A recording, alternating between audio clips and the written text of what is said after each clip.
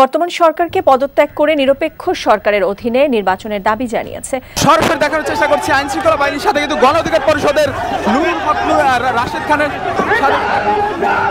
আর ধাক্কাটা কি অবস্থা, মুখোমুখি পুলিশের সাথে কিন্তু শিক্ষার্থীদের সংঘর্ষ শুরু হয়েছে।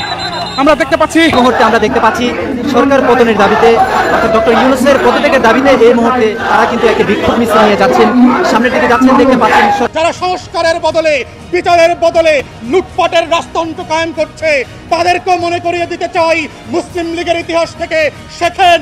এবার শিক্ষা উপদেষ্টার পদত্যাগের দাবিতে উত্তাল হয়ে উঠেছে সচিবালয় প্রাঙ্গণ। প্রথমে 3 দফা দাবিতে 3 উপদেষ্টা আসিফ নজরুল, আসিফ মাহমুদ ও নাহিদ ইসলামের পদত্যাগ চেয়ে শিক্ষার্থীরা আন্দোলন করলে শিক্ষার্থীদের উপর পুলিশ লাঠিচার্জ, টিয়ারশেল নিক্ষেপ ও গুলিবর্ষণ করেছে। এরপরই শিক্ষা উপদেষ্টার পদত্যাগের দাবিতে আন্দোলনে নেমেছে শিক্ষার্থীরা। পুলিশ হুট করে আমাদের উপর অ্যাটাক করে। দেশ নাকি স্বাধীন হয়েছে, দেশ এখনো স্বাধীন হয় নাই। শিক্ষার্থীরা ছাড়াও জেগেছে দেশের রাজনৈতিক দলগুলো। তাদের মতে এই সরকার শেখ হাসিনার মতো দীর্ঘমেয়াদে ক্ষমতার অপব্যবহার করতে চাইছে।